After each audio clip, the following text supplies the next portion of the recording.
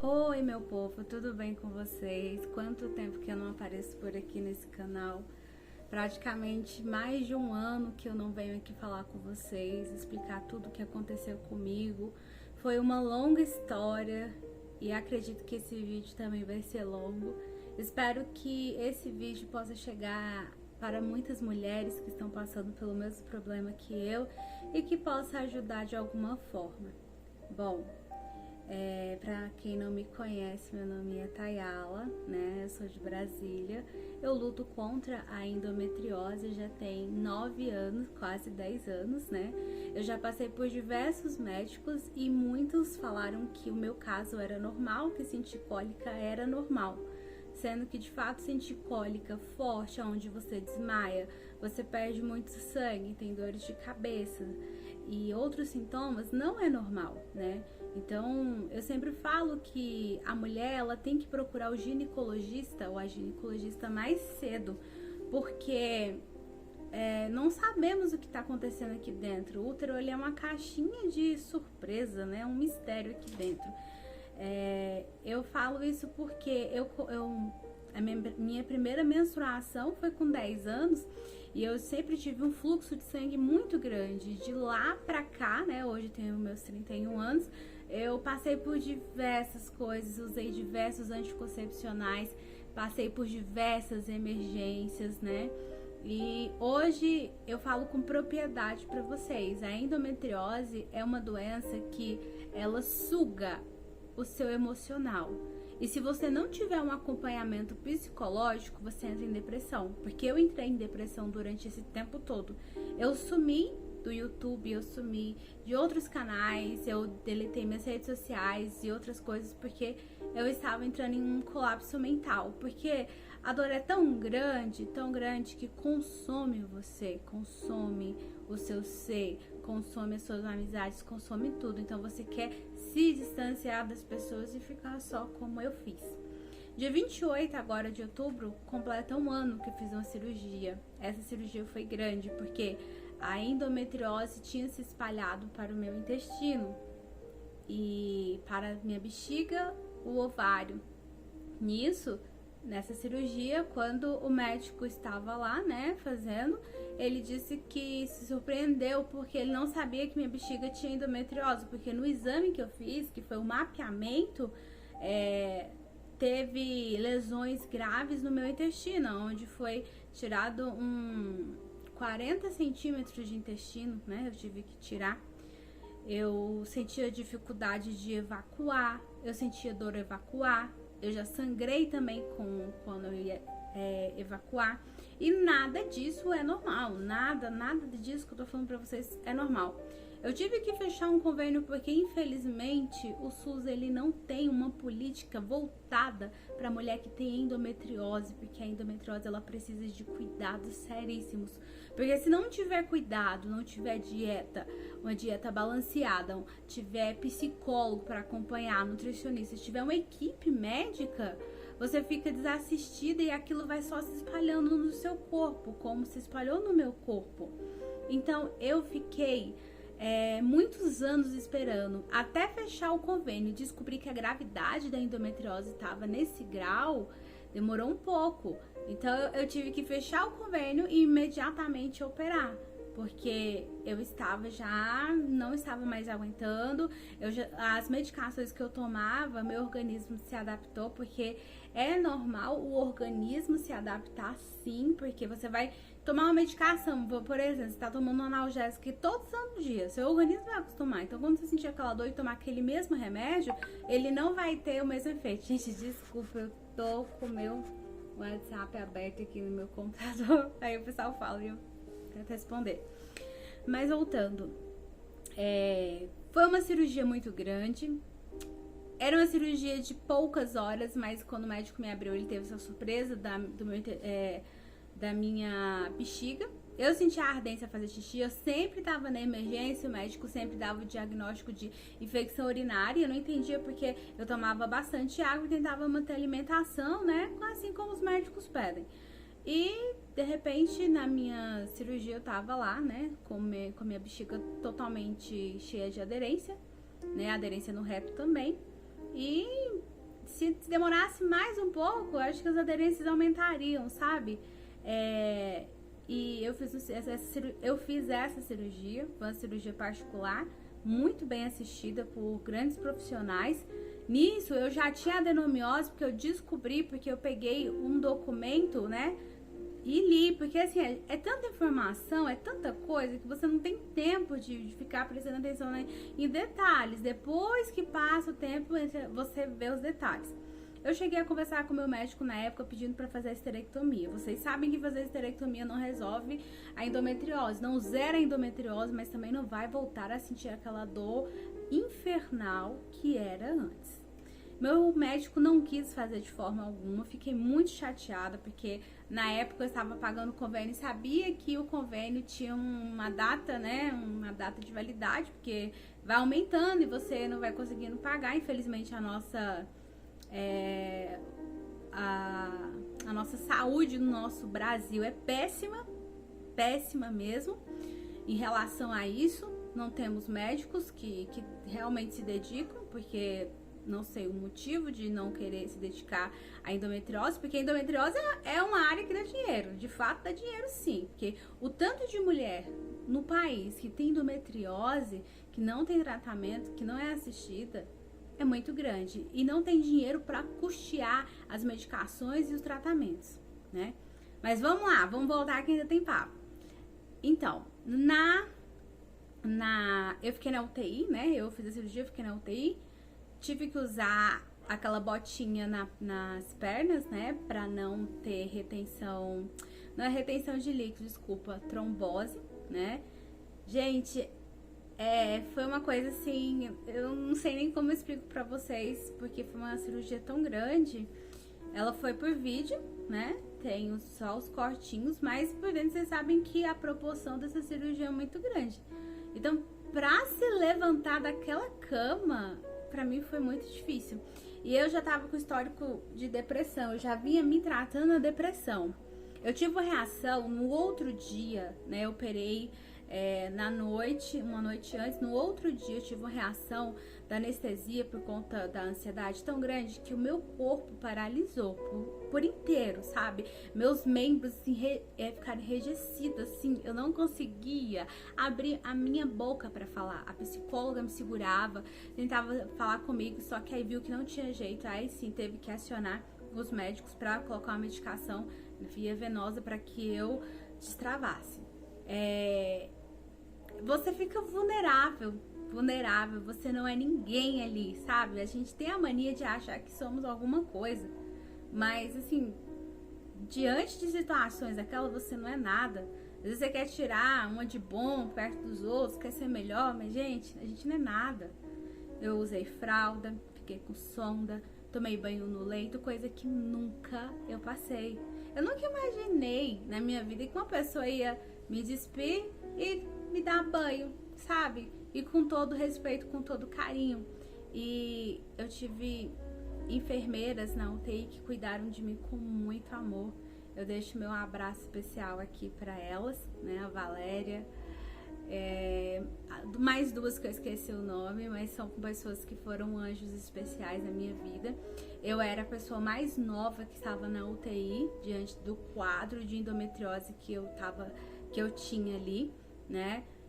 E o médico disse, o meu médico ginecologista teve um médico proctologista, né?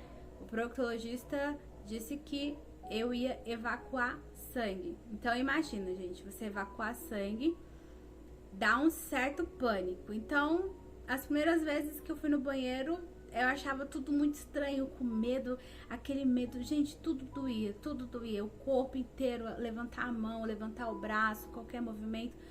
Assim, todos os dias a fisioterapeuta passava no meu quarto, conversava comigo, tentava andar devagarzinho. Gente, eu não conseguia nem esticar, assim, sabe?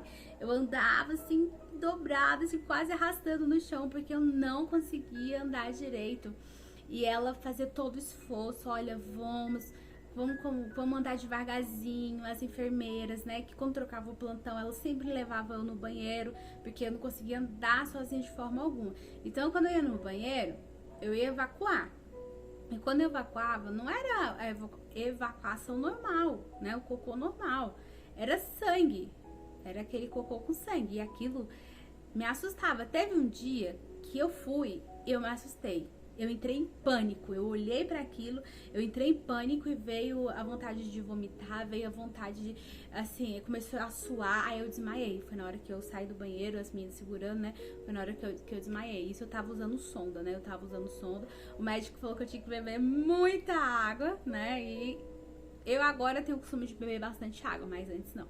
Quando você tá operado, você tá na UTI, o pós-cirúrgico, é uma coisa assim, não é fácil. Alimentação. A minha alimentação era tudo papinha, sabe? A primeira era tipo caldo de cenoura. Era, desculpa, manga batida. Era coisinha bem assim, mínima do mínimo. Aí eu fui comendo aos pouquinhos e fui passando com o tempo, né? Fui passando. Quando chegou um momento que a alimentação começou a ficar mais pastosa ainda. Era bem líquida, né? Ficou mais pastosa. O franguinho desfiado que eles colocavam batido, o arroz, o feijão. E a alimentação do hospital era muito gostosa mesmo, sabe? Tinha toda hora sobremesa, fruta, bastante suco, né? Então eu conseguia me alimentar pouquinho, né? Conseguia alimentar. Eu fiquei na UTI prazo de 5 dias. Eu fiquei lá. Ninguém podia ficar comigo, mas porém podia me visitar.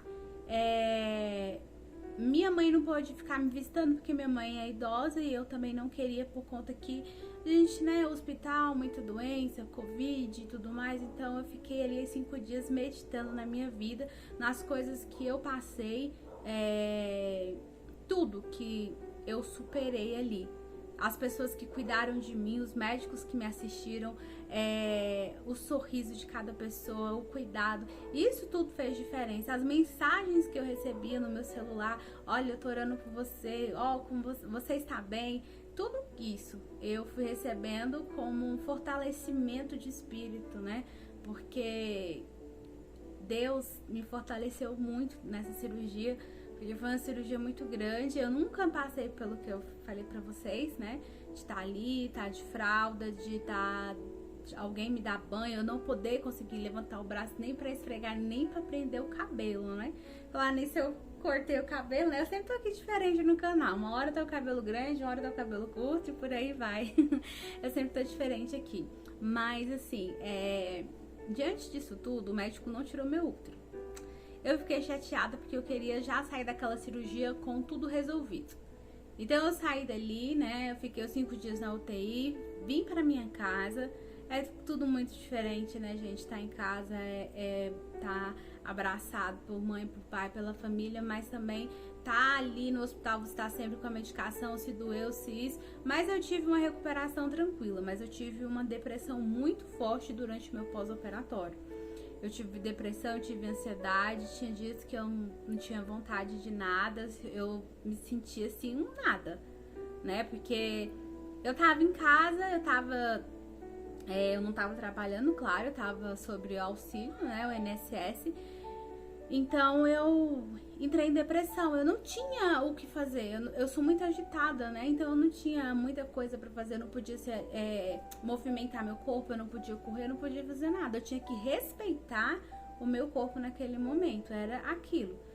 Então eu fui me recuperando aos poucos, e a partir de 3, 4, 5 meses estourando, eu comecei a sentir muitas dores assim fortíssimas, né? Nisso, o convênio já tinha me cortado, né? Infelizmente, fechou o convênio tinha me cortado. Mal saí da UTI, o convênio cortou o contrato comigo, né? Isso é uma história muito polêmica, não vou expor aqui no vídeo. E nisso, gente, eu descobri que eu tava com adenomiose uterina. Na verdade, eu descobri não, eu já tinha adenomiose, mas não na proporção que eu estava naquele momento. Daí eu comecei a adoecer, comecei a sentir mais dores, comecei a ir mais na emergência, no hospital.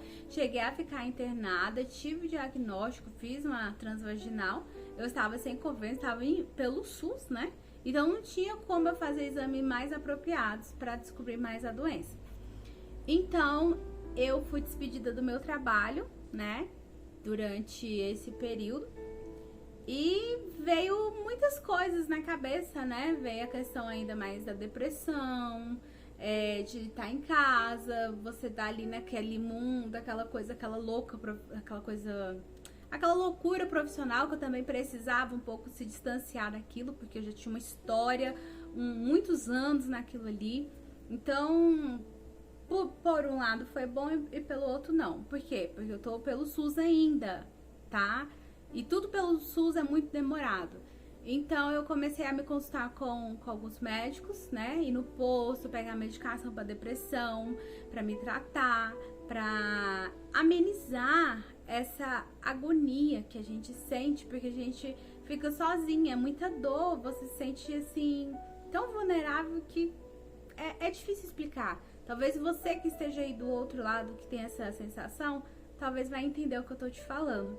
Mas eu sempre tentei manter a minha fé em Deus, né? Eu sou cristã, eu sempre tentei manter a minha fé por momentos difíceis que eu passei, por dores que me incapacitaram de levantar da cama, eu sempre tentei manter a minha fé. E diante disso tudo, eu fiquei mais triste, porque eu falei assim, meu Deus, eu acabei de sair da cirurgia, eu tô com isso. Eu conversei com o médico, falei pro médico para tirar meu útero já, porque a adenomiose, eles falam que seria a cura, né? É a esterectomia. Então eu esperava o quê? Que já tirasse, já resolvesse ali mesmo, né? Como foi uma grande cirurgia, já fizesse ali. Mas não. Aí agora eu tô passando pelo SUS, né? Eu fiz um exame, mapeamento para endometriose profunda. Eu aconselho a você a fazer esse exame. É um exame muito específico, que o médico que está fazendo tem que ser um grande profissional, tem que entender da doença, para que ele saiba os pontos que você tá com aderência ou não.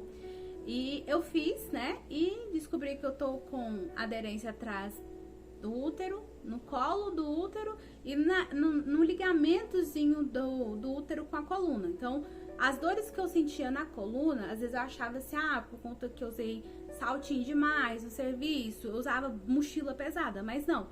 Também cooperaram para isso e aumentaram, né? Esses dias tem aumentado bastante, tem ficado muito intenso. Eu tenho uma pequena aderência no intestino, mas a médica explicou que a aderência, ela é da cirurgia, porque toda cirurgia ela tem uma aderência, né? Ela gera uma aderência no corpo da gente. Então, o que eu tenho feito diante disso? Eu tenho feito consultas com o médico ginecologista pelo SUS, né? Igual eu falei, demora sim, tem que ter paciência, né? Desculpa, porque uma hora acontece, uma hora alguém vai te olhar com olhos de misericórdia, né? E vai te dar atenção. E eu vou ter que fazer a cirurgia mesmo, agora é oficial, eu vou fazer a esterectomia. Eu tenho 31, eu não tenho filhos, eu não tenho vontade de ter filhos.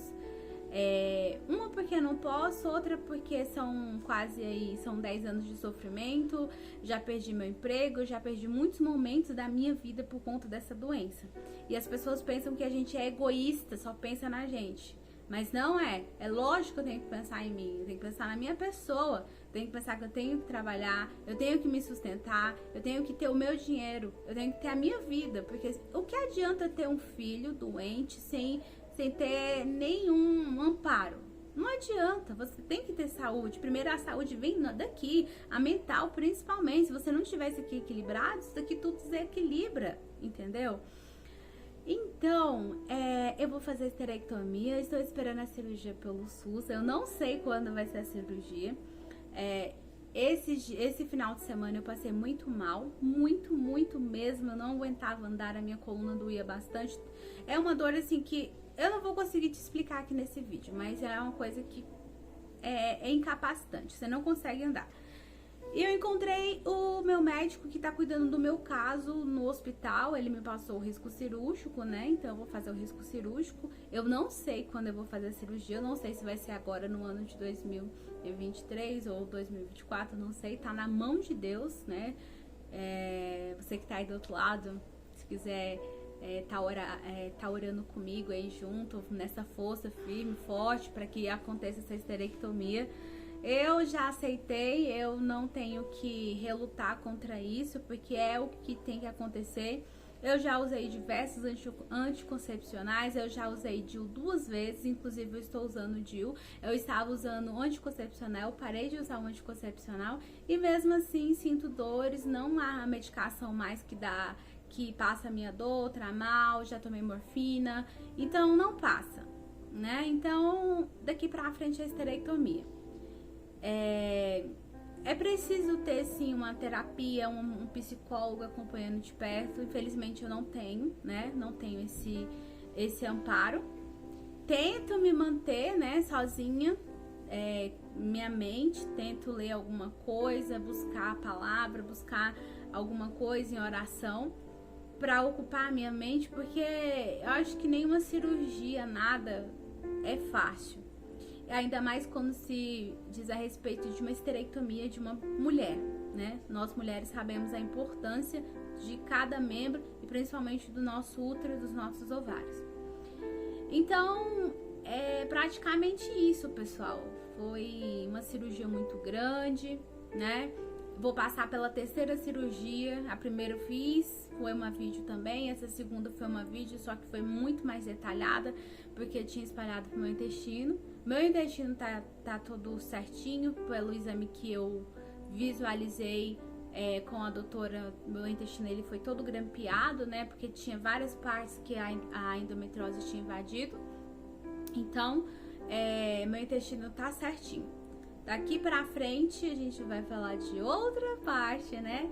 E eu conto com vocês, eu conto com a oração de vocês aqui no meu canal.